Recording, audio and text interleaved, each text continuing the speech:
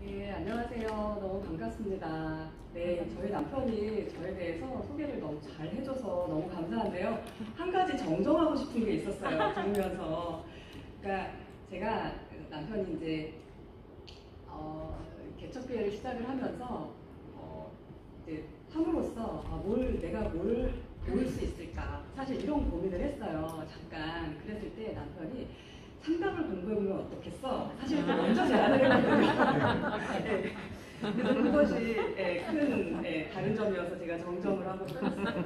그래서 그 제안에 힘입어서 사실 저도 또 관심이 있었죠. 그래서 이제 공부를 하게 되었어요.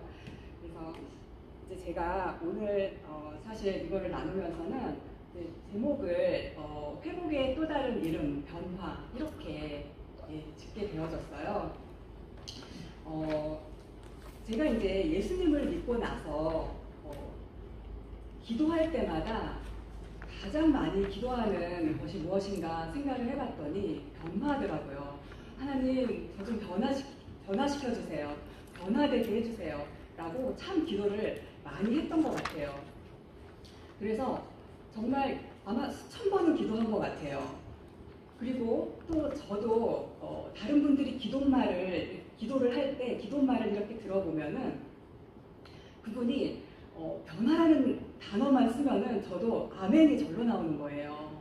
그리고 또 저도 이렇게 같이 기도를 할 때에도 하나님 오늘 주신 말씀을 따라 순종해서 저도 변화되게 해주세요. 그러면 많은 성도님들도 아멘하고 이렇게 화답을 하시더라고요.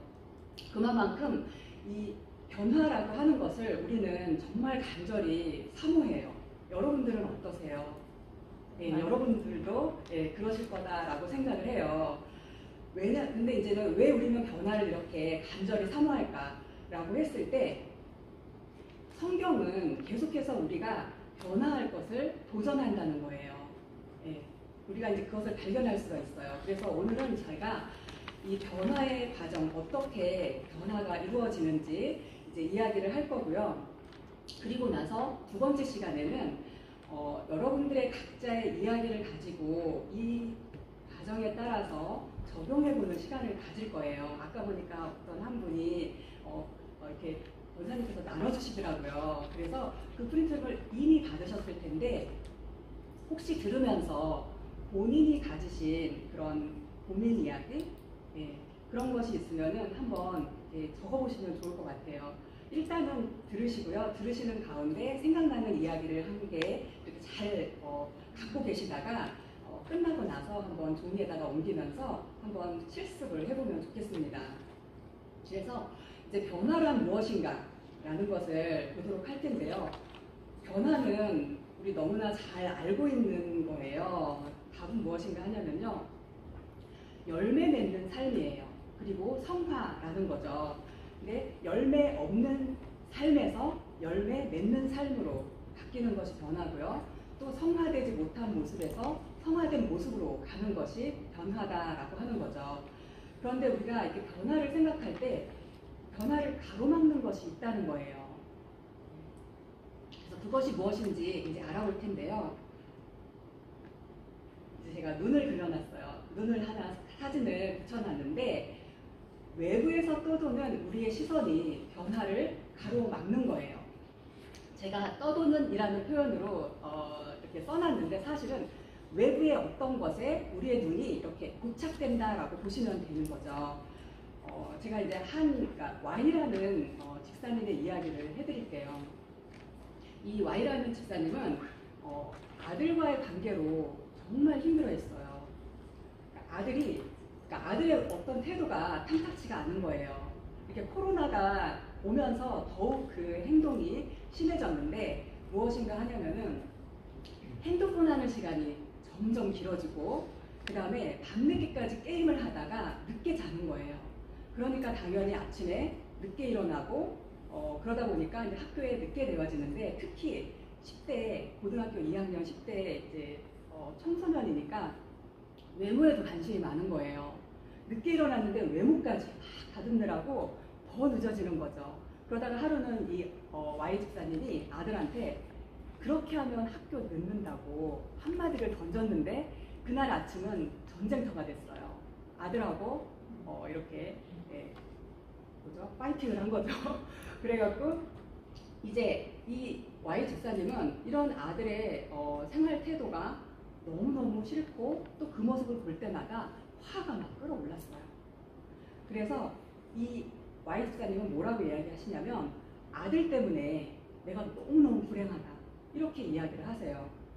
제가 이렇게 이야기를 이분의 이야기를 드리는 이유는 이렇게 어떤 문제가 있을 때 우리 이제 환경이나 아니면 다른 사람의 그런 어떤 태도나 행동에 우리의 시선이 가는 거예요. 그래서 환경을 탓하고 또 다른 사람을 탓하게 되어지는 거죠. 그랬을 때 우리의 변화를 가로막는다는 거예요. 그리고 꼭 이런 이야기뿐만 아니라 우리가 흔히 이야기하는 흙수저, 나는 흙수저여서 또 누구는 금수저여서 라든지 아니면 내가 외모가 부족해서 나는 고통스러워 이렇게 보는 것도 모두 환경과 다른 사람을 탓하는 행동이라고 볼 수가 있어요. 그리고 이제 두 번째로는요, 내 행동에 또 시선이 머무는 거예요. 그러니까 내가 좀 더 교회 봉사를 많이 했었어야 됐어. 아니면 내가 조금 더 잘 했었어야 됐어. 라고 내 행동에 나의 시선이 또 고착되어지는 거예요.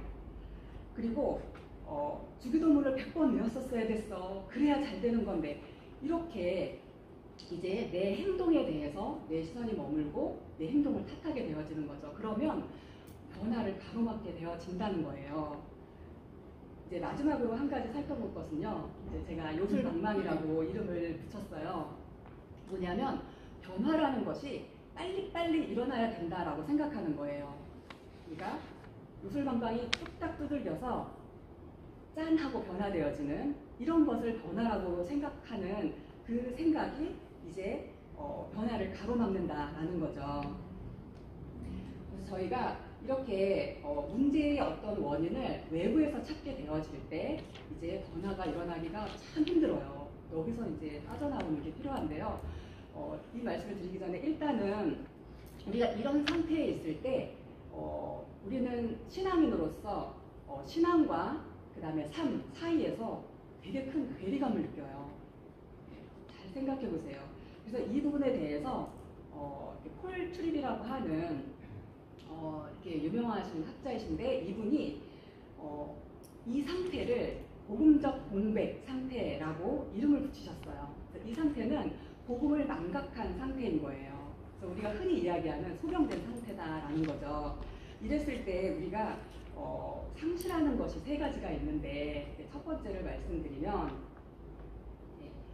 성경적인 자기 정체성을 상실해요. 그러니까 우리 성경에서는 우리를 연약한 자로 봐요. 실수할 수 있는 자이고 그 다음에 그러니까 죄인이라고 이야기를 하죠. 우리는 다 시너인 거예요. 동시에 우리는 하나님의 예수 그리스도의 은혜로 인해서 의롭게 된 자예요. 그리고 또 이 땅을 살면서 성경은 우리는 고통하는 자라고 이야기를 하는데 이런 성경적 정체성을 우리가 망각하고 상실한다는 거죠. 그리고 또 두 번째로는 하나님께서 우리 안에서 이루시는 성화의 사역을 또 우리가 망각하게 되어져요.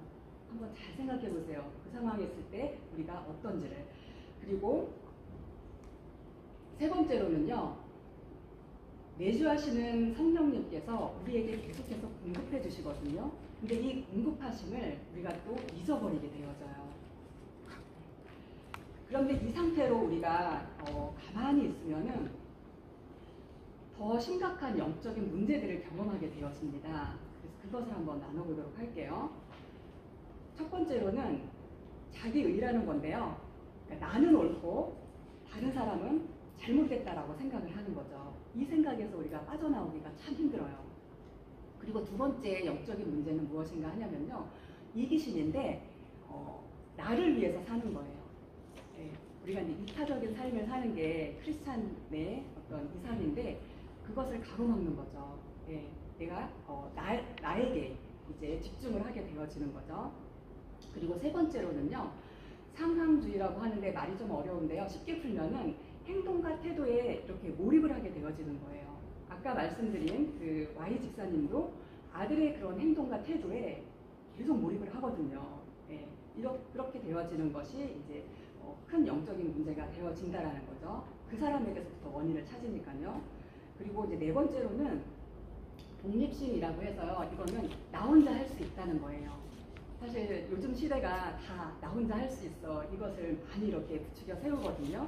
그런데 이렇게 내가 가진 지식과 지혜로 내가 다 할 수 있다라고 하는 거예요. 그래서 서구 사회, 그러니까 키리 사회도 마찬가지고 한국도 요즘은 자율성이라는 걸 많이 강조하는데 자율성이 되게 좋은 건데요. 잘못 가면 이렇게 빠질 수 있어요. 그래서 그 부분도 우리가 중요한 가치이긴 하지만 이런 부분에 있어서 한번 생각해 볼 필요가 있어요. 이렇게 이제 이런 이랬을 때 우리가 그러면 변화를 위해서 우리가 무엇을 해야 하는가라고 했을 때요. 이제 외면을 보던 그런 시선을 이제 내면으로 옮겨야 하는 거예요. 그래서 내면으로 옮겨질 때 이제 변화가 시작되어진다라고 볼 수가 있어요. 그래서 이런 내면의 변화에 대해서 변화가 필요하다고 하는데 성경에서는 뭐라고 이야기하는지 함께 보도록 할게요. 네, 성경에서는 모든 문제는 마음의 문제이다 라고 이야기를 해요. 이게 참 되게 성경적인 프레이즈거든요. 그래서 저희가 말씀 다 잘 보이시죠? 우리가 같이 한번 읽어보도록 할게요.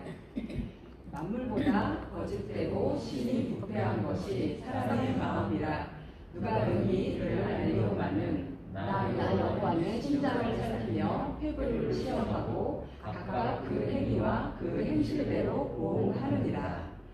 성경은 이렇게 모든 문제는 마음의 문제다라고 이야기를 해요.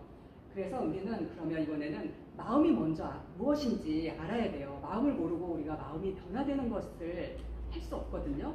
그래서 마음이 무엇인지 한번 이해하는 시간을 갖도록 할게요. 마음은 성경에서 마음은 감정과 인식과 의지 이렇게 세 가지로 이루어져 있고 이것이 기능을 한다라고 우리에게 알려주고 있어요. 그래서 감정이라고 하는 거는 다 아시는 대로 감정이에요. 화가 나기도 하고 슬프기도 하고 하는 그런 감정, 이모션이라고 하죠. 그리고 인식은 우리의 생각을 이야기해요. 우리가 생각하는 것. 그 다음에 의지는 행동이나 우리가 말하는 것도 포함해요. 행동을 이야기하는 거죠. 그런데 이 세 가지 기능이 세 가지가 서로 영향을 줘요. 감정에 문제가 생기면 감정은 우리의 생각에 영향을 주고 그 다음에 또 우리의 의지에 영향을 주는 거죠. 그래서 우리가 이렇게 변화를 이룬다 아니면 회복한다라고 했을 때 이렇게 감정과 그 다음에 인식과 의지가 회복되어 가는 것을 이야기한다라고 할 수 있어요. 그래서 우리가 이제 이렇게 마음에 대한 이해를 가지고서요, 내 중심이 된 마음은 무엇인지 이제 살펴보도록 할 거예요. 그러니까 이것이 이렇게 순기능으로 돌아가면은 참 좋아요. 그런데 꼭 항상 그렇지만은 않은 거예요. 우리가 문제 상황을 경험할 때는 이 마음이 순기능이 아닌 반대로 돌아간다는 거죠. 그런데 왜 그렇게 되어지는지를 한번 살펴보도록 할게요. 마음은 항상 뭔가를 계속 이렇게 추구하더라고요. 저도 요번에 이번에가 아니라 이걸 공부하고 또 상담을 하면서 우리의 마음은 계속해서 무엇인가를 추구하고 있어요. 그런데 특히 우리가 이제 경험하는 감정이라는 것이 있는데요. 문제 상황이 있을 때 이 감정이라는 것이 있는데 이 감정 이면에는 우리가 추구하는 간절한 무엇인가가 있는데 그게 바로 이제 여기다 적어놓은 욕구라는 것이에요. 그래서 이제 우리가 복음적 공백 상태라고 아까 제가 말씀드렸잖아요. 그 상태에서 이 마음은 감정과 인식과 의지가 다 무너져 있는 상태라는 거죠. 그런데 그 이유는 우리 마음 가운데 이번 욕구는 뿌리와 같은데요. 이 뿌리, 욕구라는 것, 이것이 작용한다는 거예요. 그래서 우리가 이제 그러면은 또 욕구가 뭔지 알아야 돼요. 한 단계 더 들어가겠습니다. 그래서 욕구라고 하는 것을 이제 좀 알아볼 텐데요. 욕구는 꿀줄이가 이렇게 정의를 했어요. 불신앙적인 반응을 일으키게 하는 마음. 그래서 우리가 잘 아는 표현으로는 신약 성경에 나오는 육체의 소욕이라는 단어 너무 잘 아시죠? 네. 그래서 육체의 소욕은 죄악에 물든 육체를 이야기하고 그 다음에 갈망하다 또는 욕심을 품다라고 하는 뜻을 갖고 있어요. 그래서 우리가 이제 욕구가 무엇인지 이렇게 봤는데 결국은 이 욕구라고 하는 것은요, 성경에서 말하는 우상이라는 거예요. 그리고 우상은 결국은 죄인 거죠. 그래서 우리가 변화를 이루기 위해서는 우리의 마음 가운데 있는 이 욕구를 다뤄야 하고요. 또 죄를 다뤄야 한다는 거예요. 그래서 이렇게 이제 말씀드린 이 우상은 하나님이 아닌 나를 지배하는 어떤 것인 거죠. 그래서 이렇게 우상이 죄가 성경적으로 볼 때 아주 심각한 것인데 여러분 어떻게 제 말 들으면서 피부에 와 닿으세요? 네, 제가 피부에 와닿게 한번 설명을 드리겠습니다. 제가 이렇게 컵에 사실 컵을 그리려고 한 거거든요. 네, 컵에 물방울이 있고 그 안에 이제는 가장 대표적인 것 6가지를 이렇게 넣어두었어요. 그래서 설명을 한번 드려볼게요. 유익이라고 하는 것은 무엇이냐면요, 유익의 욕구다라고 이야기를 하는데 그러니까 나에게 유익함을 주는 그런 어떤 것을 제가 계속 추구하는 거예요.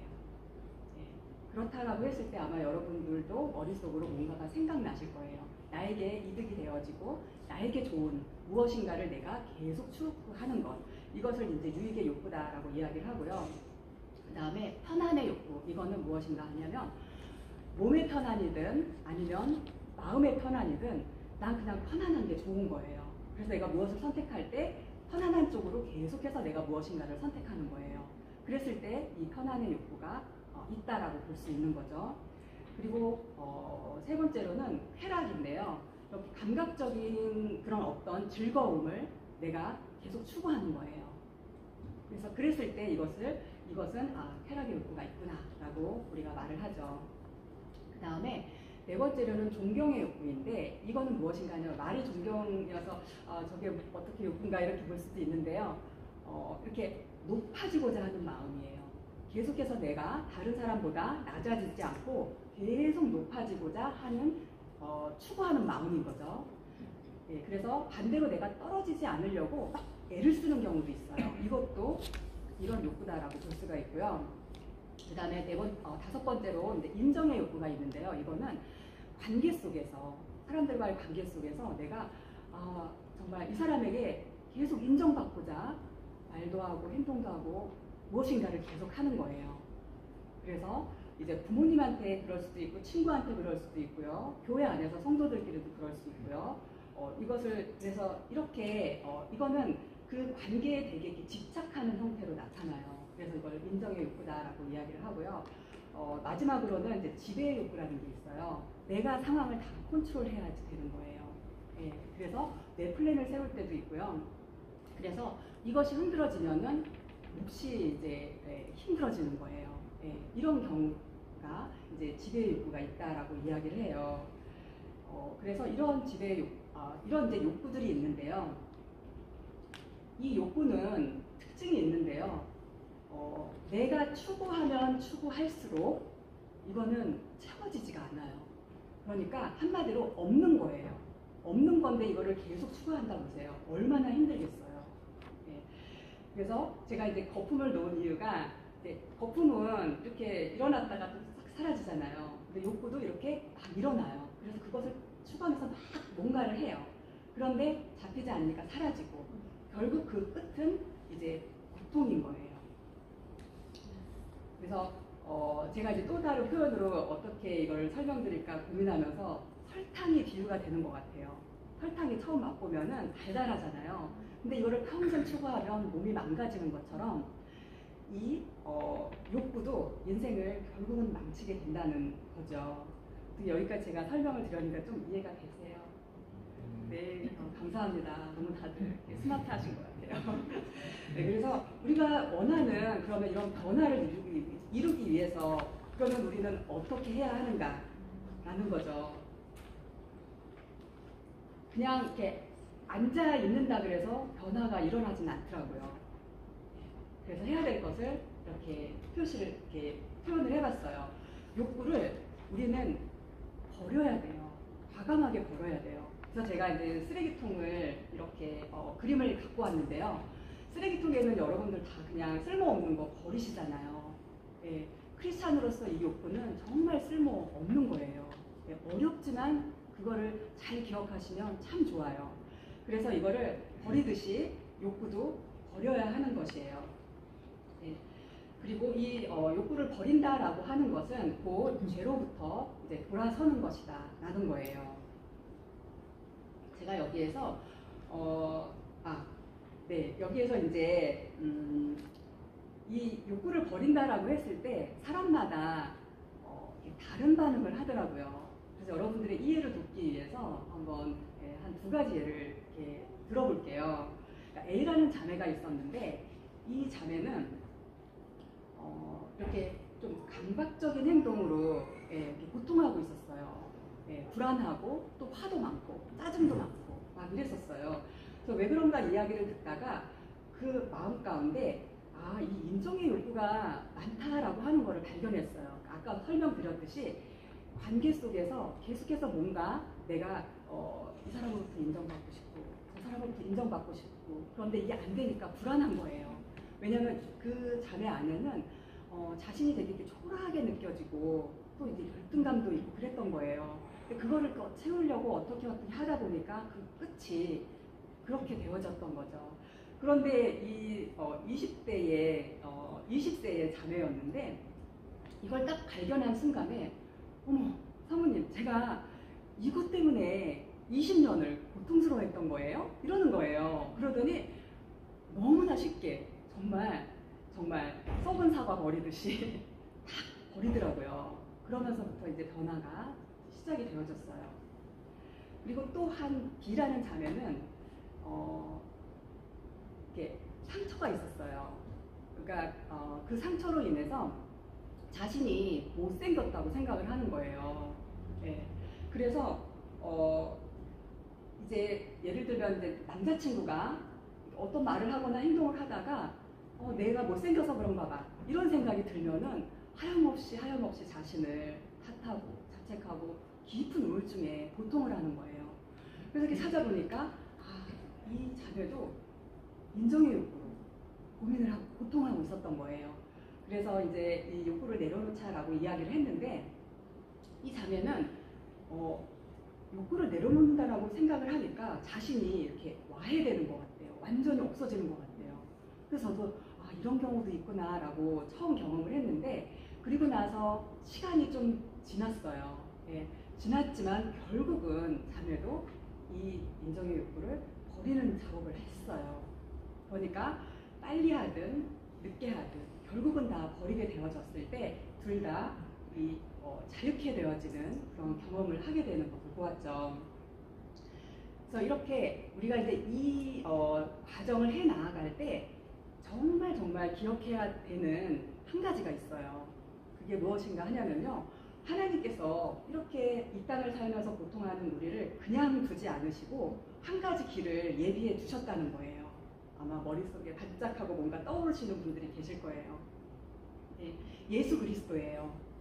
주님께서 우리가 십자가 앞에 나아가서 내 안에 우상이 되었던 이 욕구들을 내려놓을 때 내려놓는 것, 이렇게 회개할 수 있도록 예수 그리스도의 십자가를 우리에게 주셨다는 거예요. 근데 이렇게 보면은 십자가 앞에 이렇게 나아갔을 때 우리가 아까 말씀드린 그 복음의 능력을 우리가 그 어려움 속에 망각한다 했잖아요. 그런데 십자가 앞에 나가는 순간 우리는 다시 복음의 능력을 회복하게 되어져요.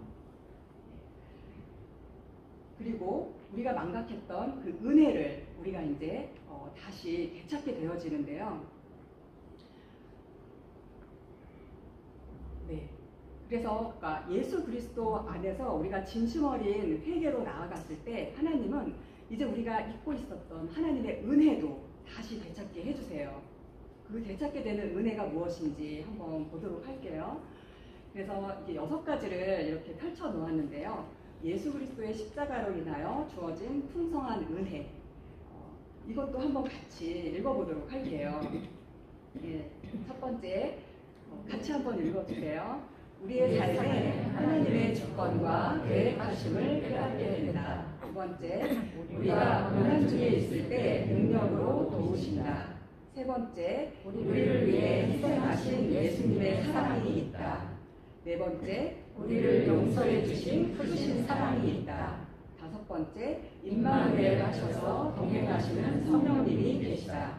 여섯 번째, 또한 성령님은 우리를 충만하도록 채워주신다. 은혜에 대해서 우리가 이제 이렇게 잊지 말아야 할 사실이 있어요.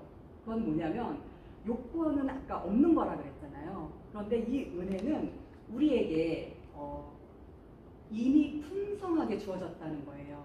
여러분들이 잘 아시는 예를 하나 드릴게요. 먹구름이 끼고 비가 내리는 날, 그런 날에도 태양은 여전히 떠 있는 것 아시잖아요. 예, 그것처럼 은혜도 내가 잠시 고통 속에 은혜를 망각하고 있을지라도 하나님의 은혜는 여전히 우리 안에 있다라는 거예요. 근데 있는데 그냥 있는 게 아니라요. 풍성하게 있고 또 우리의 고통, 고난을 이기고도 남을 만한 그런 남을 만큼 아주 풍성하게 있다라고 하는 것, 충만하게 있다라고 하는 사실을 우리가 알아야 한다는 거죠. 그래서 이렇게 하나님의 은혜를 우리가 회복하고 따라갈 때에 우리가 원하는 변화를 이루면서 열매 맺는 삶을 살 수 있다는 거예요.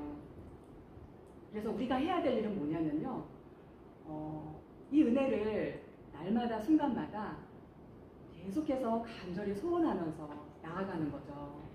네. 그랬을 때 정말 이 뿌리에서부터 달라져서 이제 사람 가운데 열매를 맺는 삶을 살 수 있는 거죠. 그래서 결론은요, 선한 열매는, 그러니까 열매 맺는 삶은 하나님의 은혜로부터 나온다는 거예요. 그래서 제가 저의 변화의 이야기를 같이 나눠보려고 하는데요. 이것을 나누기 전에 제가 한 다이어그램을 설명드릴게요. 잘 보이시죠? 진짜 잘 보이네요. 네. 웨스트민스터의 그 교수님이신 그러니까 닥터 콜리슨이라는 분이 스피리추얼 모델이라는 것을 만드셨는데요. 예레미야 17장을 묵상하다가 이렇게 성경적으로 변화를 이루는 것에 대해서 이제 이런 표를 만드신 거예요. 그랬을 때 세 가지 아까 스리추리라고 했는데 세 가지 나무는 무엇인가 하냐면요. 옆에 이제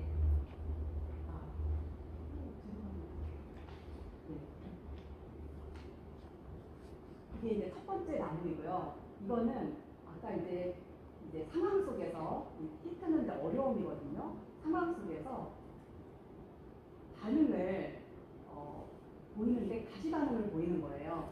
그러면 그걸로 인한 어떤 결과가 있어요.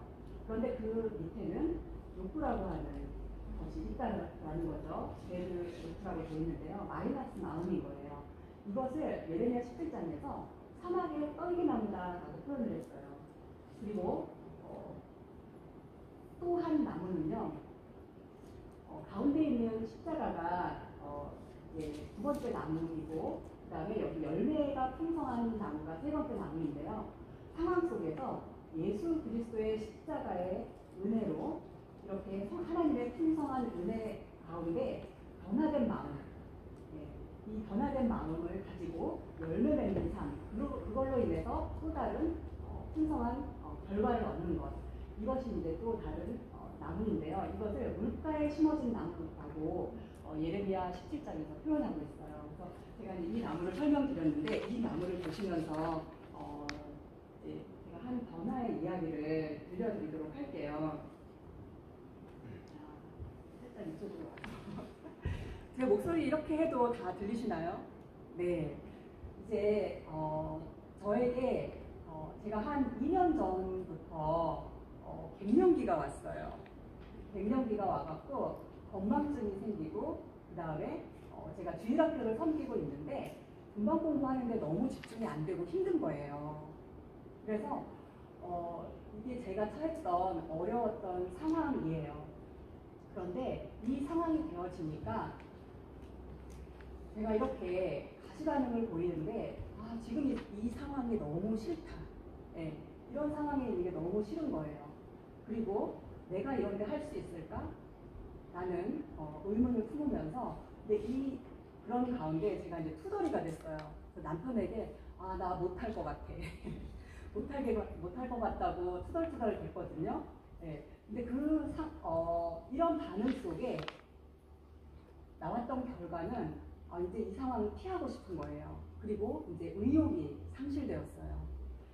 제가 남편이 이제 개척교회 시작하고 지금 이제 2번째 교회 하고 있는데 하고 있는 상황 지금까지 보면은 15년을 섬겨왔는데 한 번도 의욕 상실을 해본 적이 없어요. 감사하게도 더 힘든 일이 있었을 때에도 그냥 할 수 있어. 우리 그래서 기도하면서 막 헤쳐나갔거든요. 그런데 이번에는 이 갱년기 앞에서는 다 무너지는 거예요. 그러면 제가 투덜이가 되고 정말 하기 싫더라고요. 그런데 이 의욕 상실된 상태가 이렇게 고통스러운 거구나. 주일마다 이제 금방 공부 준비하고 또 교사 모임도 하고 해야 되는데 그게 너무너무 힘든 거예요. 그래서 제가 의욕을 상실한다는 게 이렇게 고통스러운 거구나 라는 것을 경험을 했는데요. 그리고 나서 이제 제가 이 다이나믹스 원리를 아니까 저 자신을 들여다봤어요. 내 안에 무엇이 있는가 라고 했을 때 이제 50도 넘었는데 그냥 안 해도 되지 않나? 네, 편안하고 싶은 거예요. 이런 생각이 제 안에 진짜 많이 있더라고요. 그리고 2번째로는 잘하고 싶다는 거예요. 그러니까 잘하지 않으면 차라리 안 하겠다라는 마음이 제 안에 있는 거죠. 근데 사실 이 부분은 저에게 있어서는 정말 평생 저를 이렇게 붙잡았던 모습이거든요. 하나님 앞에 계속 내려놔야 했던 모습이에요. 왜냐하면 잘하면 뭔가 다 잘 될 것 같은 거예요.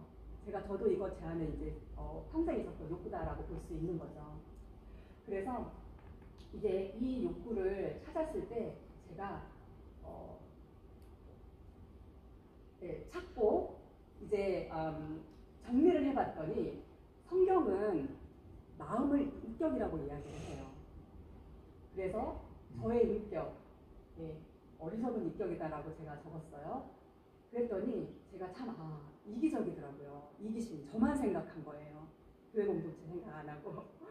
그리고 하나님을 신뢰하지 못하는 제 모습을 제가 발견을 했어요. 그래서 이것을 갖고 제가 어떻게 했을까요? 그러니까 이렇게 이제 하나님 앞에서 제가 되는 그 욕구를 발견하고 그 다음에 무엇을 해야 될까요? 이거는 이제 질문이에요. 제가 무엇을 했을까요? 제가 이제 노란색 표시를 해놨는데요. 이렇게 물음표를 던지면서 여러분에게 이제 질문을 드리는 거예요. 그랬을 때 아마 제가 이렇게 물어보면 아무도 답을 안 하실 텐데 제가 좀 재밌으라고 문제를 준비했어요. 사지선다형이에요. 첫 번째는 회의를 했다. 2번째 회식을 했다. 3번째 회상을 했다.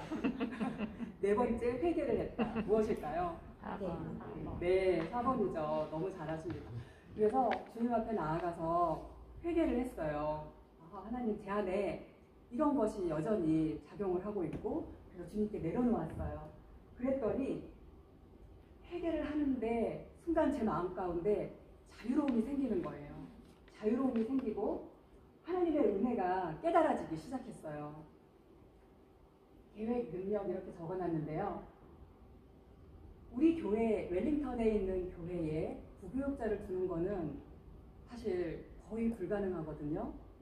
그런 상황에서 여전히 하나님께서 나에게 교사의 교사의 자리에 나를 두셨다면 하나님의 그 계획은 여전히 나로 교사의 직분을 감당하길 원하시는 것이다 라고 하는 거죠.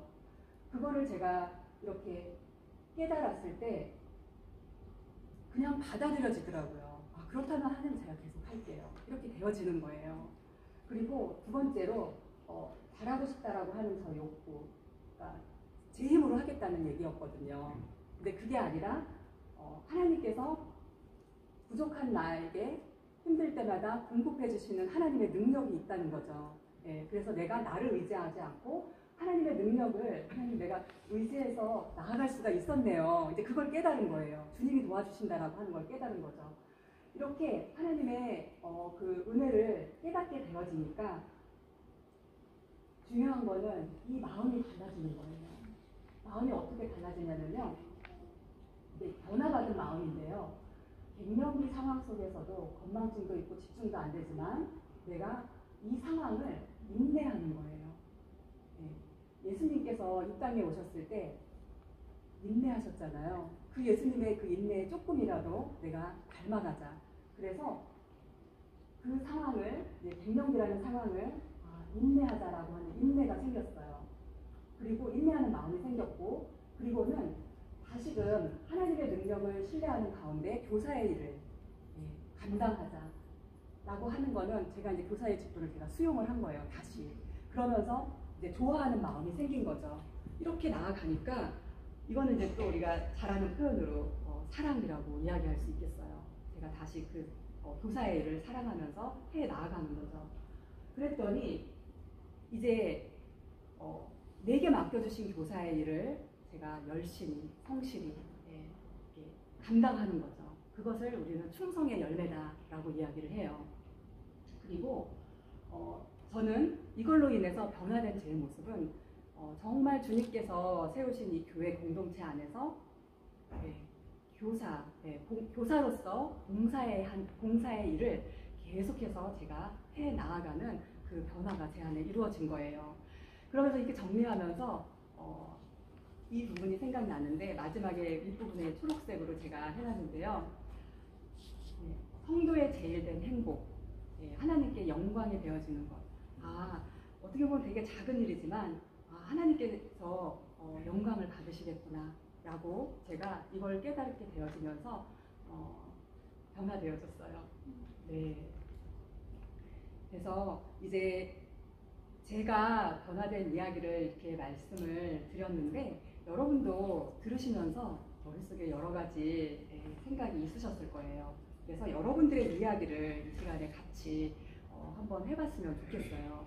그래서 이렇게 나 중심의 삶에서 하나님 중심으로 옮겨가고 그 다음에 어리석음의 반응에서 지혜로운 반응으로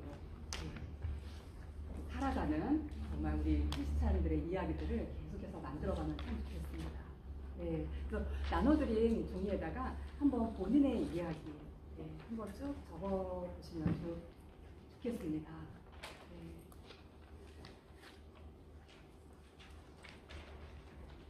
혹시 하시면서 잘 이해가 안 되시거나 궁금한 거 있으시면 물어봐 주세요.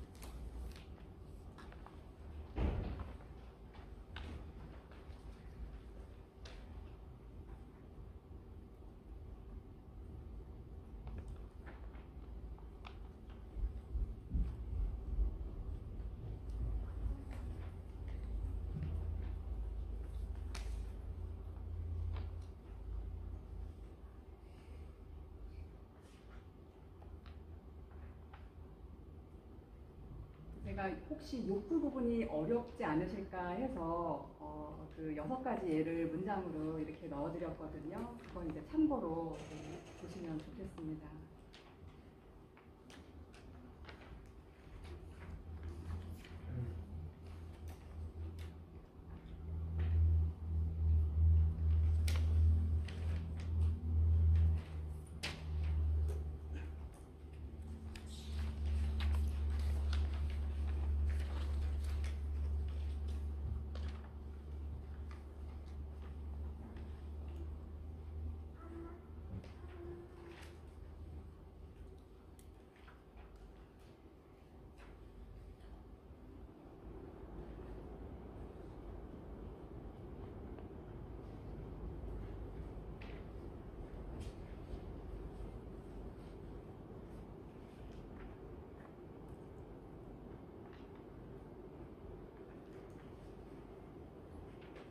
혹시 다 하신 분 계신가요? 네, 열심히 하시네요.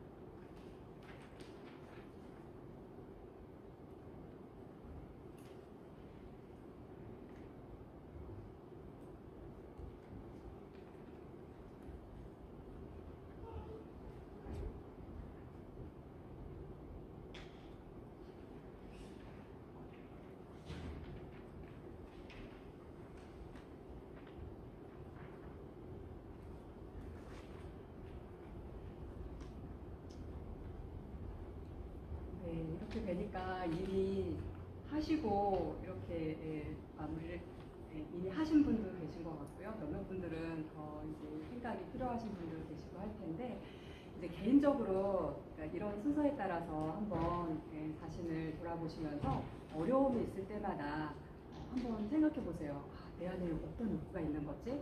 그러니까 그걸 이제 생각을 하시면서 한번 계속해서 리플렉션을 하시면 참 좋겠어요. 제가 이제 마무리하면서 이제 당부드리고 싶은 거는 분명히 이렇게 생활하시면서 참 하루를 지내면서도 여러 가지 감정을 우리가 경험을 해요. 때로는 슬프기도 하고, 어떨 때는 짜증나기도 하고, 어떨 때는 죄책감이 들기도 하고요. 어떨 때는 정말 수치심이 느껴질 때도 있고요. 분노가 일어날 때도 있고요. 되게 어떤 미움의 감정이 막 살아날 때도 있어요. 근데 그럴 때 그 순간에 딱 멈춰서 오늘의 이야기를 기억해 보세요. 아, 내 안에 어떤 욕구가 있나 보다. 그러면서 그것을 잘 찾아보셔서 그걸 가지고 정말 그 회개의 자리로 나가시는 거예요. 근데 이 회개는 정말 놀라운 능력이 있더라고요. 물론 다 경험을 하셨을 텐데 회개의 자리로 나갔을 때 하나님께서 정말 우리가 알 수 없는 정말 영의 눈이 열리고 그 은혜를 하나님께서 막 부어주세요. 그래서 그 회개를 하시면서 하나님 안에서 정말 풍성한 그런 삶을 살아가시길 정말 주님의 이름으로 축복합니다. 네, 부족하지만 제가 간단하게 기도하고 마치도록 하겠습니다. 하나님 아버지 참으로 감사합니다. 하나님 주사랑교회 이렇게 함께하며 주님 안에 변화가 무엇인지 아버지 나누게 하시니 참으로 감사합니다. 일상에서 만나는 여러 가지 고민들, 어려움들 속에서 우리가 정말 가시 반응을 보이는 것이 아니라 예수 그리스도의 십자가 앞으로 나아가 정말 변화된 심령으로 하나님의 은혜 가운데 자유한 삶을 살아가는 저희들 되도록 주님 축복하여 주시옵소서. 감사드리며 예수님의 귀하신 이름으로 기도했습니다.